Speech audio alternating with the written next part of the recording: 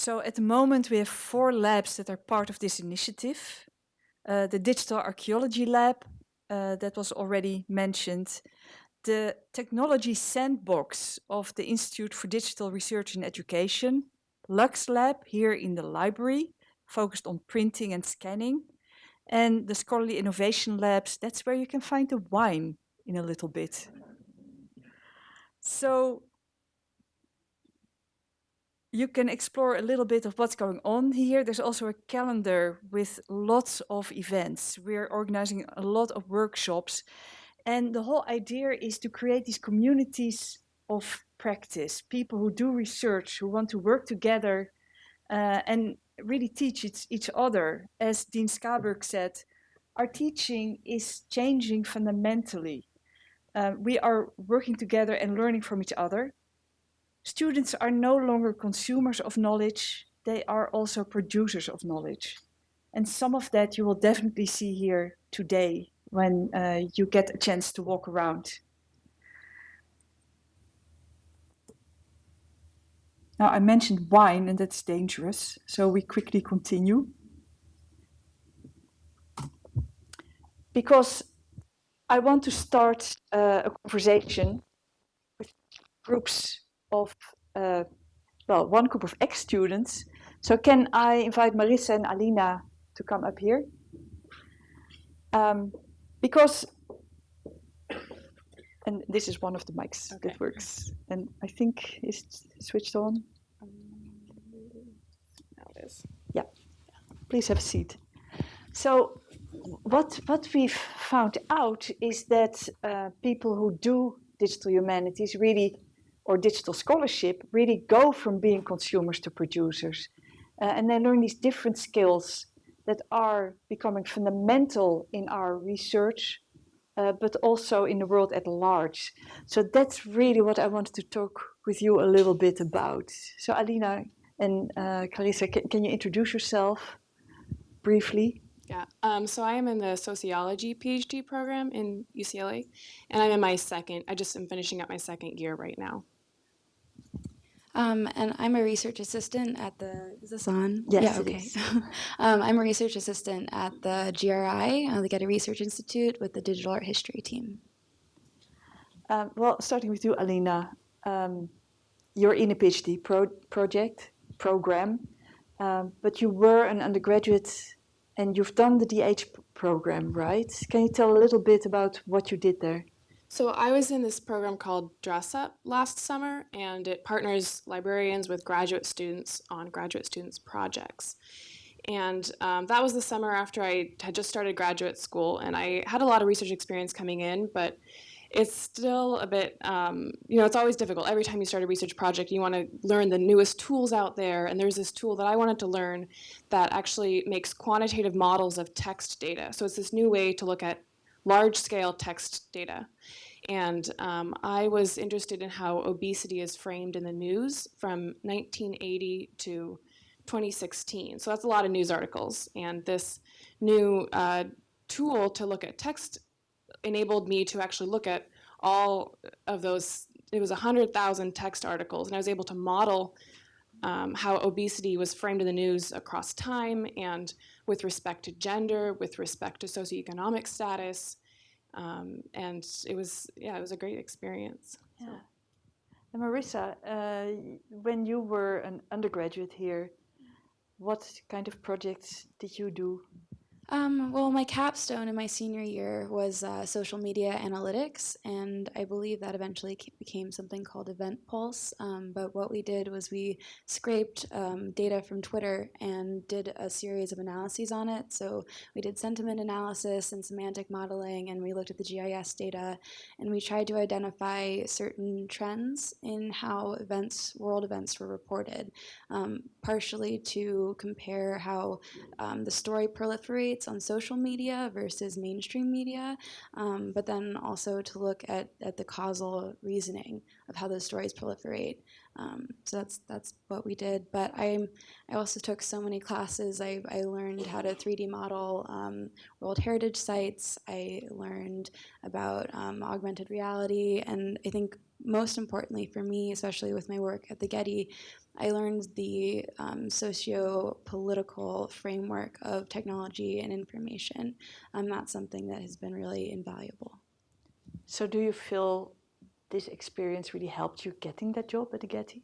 Absolutely. I would not have the job that I have now without having gone through this program. And I think it's also helped me personally as an artist and as a writer.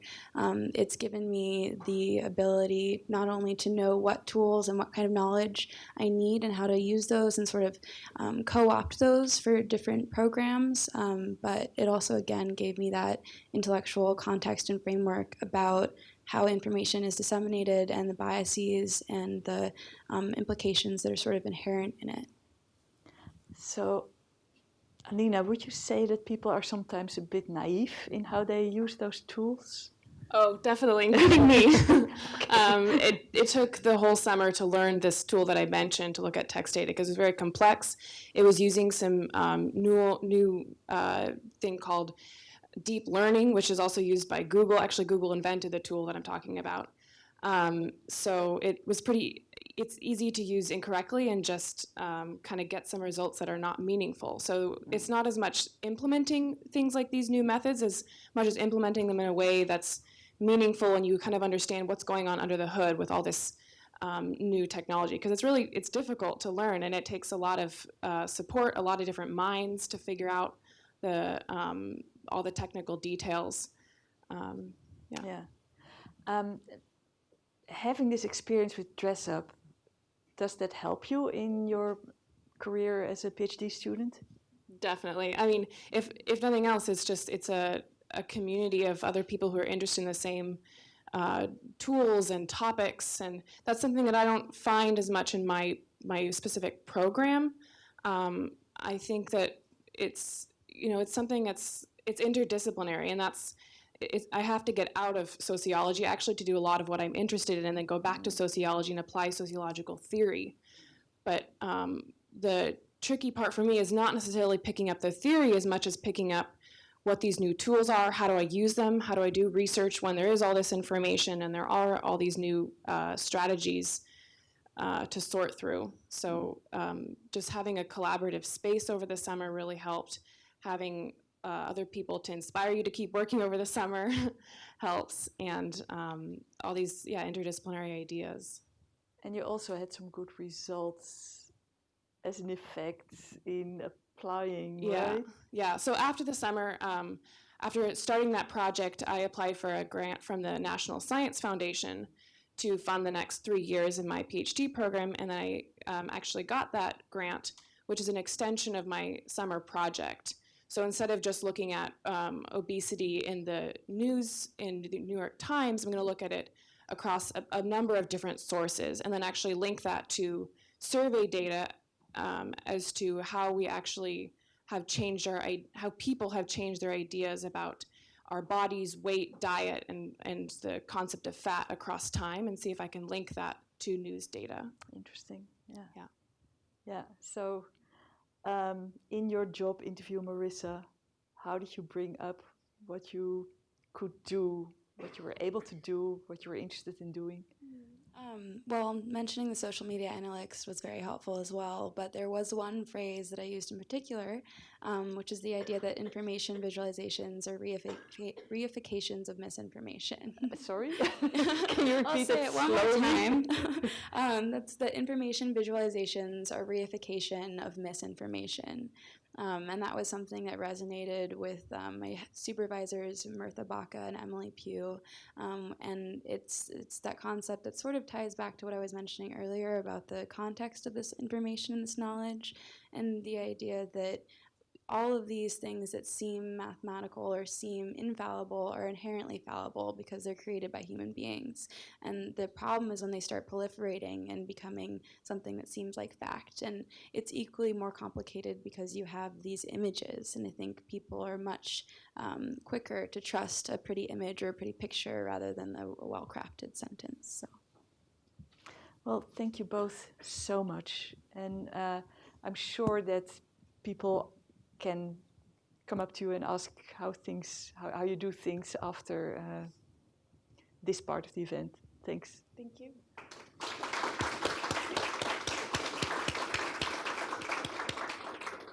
So those were our 4 dimensions of success. Well, actually, maybe more dimensions of success. Can I invite my at-risk cultural heritage students? It seems Ariba didn't make it, but yeah, I think this one works.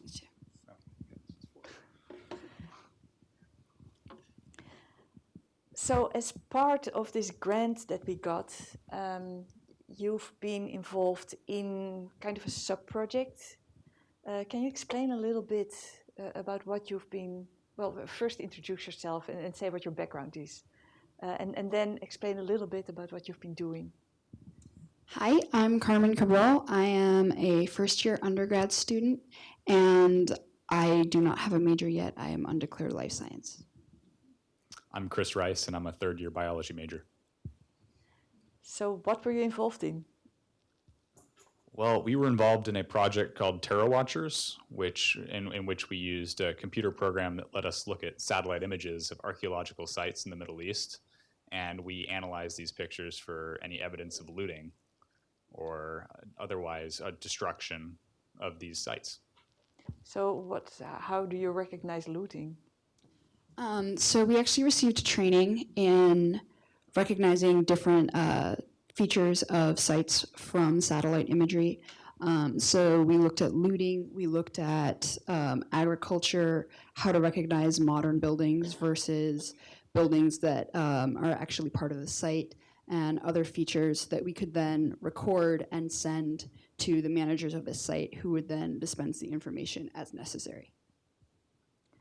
And what did the training exist of? How were you trained? Well, the designer of the site, Dr. Savage, actually came and taught us how to look for all of the different things we look for in person. He came in and trained us for our first meeting of the class. Some of the things we were taught to look for are, there's a very specific kind of cratering pattern that you see when you're looking at looting from all of the small pits that have been dug around the edges of the site. It's really unique. It is a little difficult to distinguish it from some things like graveyards, as we later found out. But all of the things we were looking for, they have their own patterns in the ground around the archaeological site, and we just had to identify them. What was the most spectacular thing that you saw? Well, we were also trained to recognize military sites, which is kind of cool because then it feels like espionage because you're finding military sites with satellites.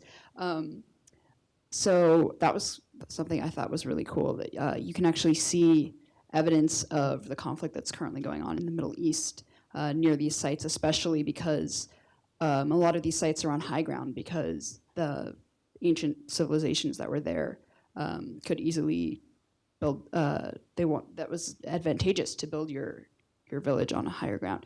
And that's also advantageous militarily now. So a lot of the times they'll set up bases on these sites. Yeah. Basically, what was a strategic point in antiquity is also a strategic point still today. What kind of military stuff did you actually see? We saw. Yeah. Mike died. Try this one. Okay. So we saw. At one point we saw surface-to-air missile emplacements, which are set up in a specific kind of pentagonal formation. So they're actually pretty easy to spot. We saw all sorts of camouflage embankments that have been built to kind of shelter vehicles on all sides. We saw some explosive damage just as a result of military interactions. We saw. I mean, there's a lot of stuff. How many sites do you think you've seen while doing this work? I think probably somewhere around 100 total throughout the course of this class. Many more. The sites are completely randomized that we get to see. They have the database, and then you just click go to a random location, so you don't know where these sites are. Yeah. Yeah.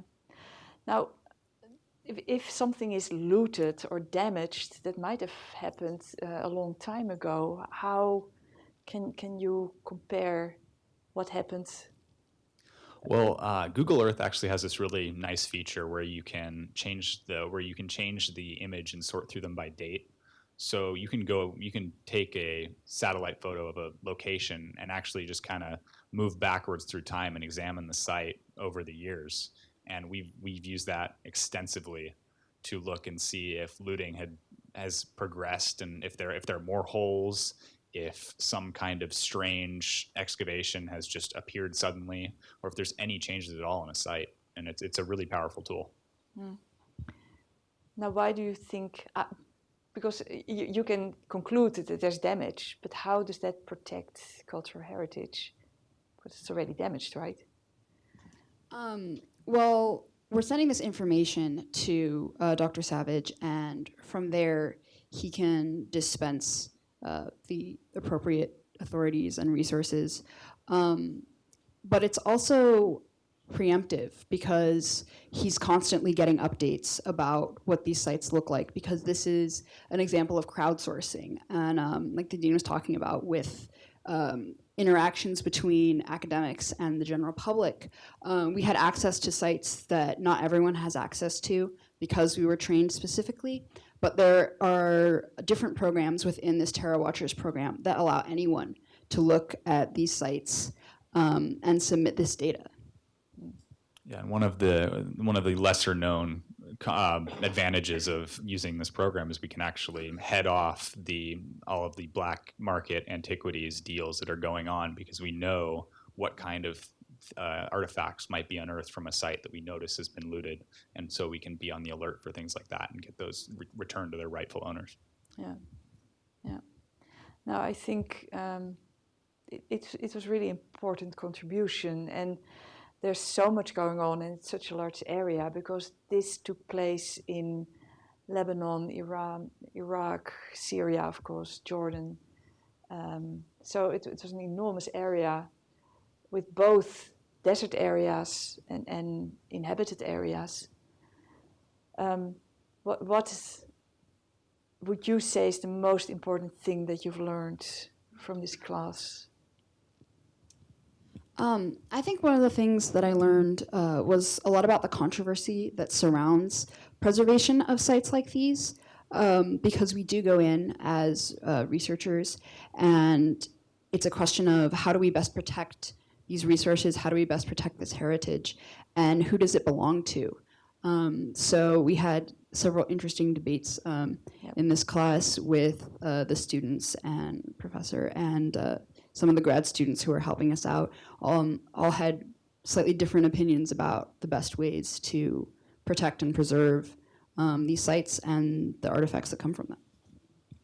And I think for me, it was just the extent of all of the loss of artifacts, just the number of sites we've seen that were just completely stripped of everything and covered in looting pits. It was really amazing, just in a horrible way, but it was just kind of staggering to see how many of these sites have just kind of been lost forever. Yeah. Well, thank you both very, very much. And Thank you. They'll be demonstrating the site, so you can do some sleuthing of your own if you want. Thank you.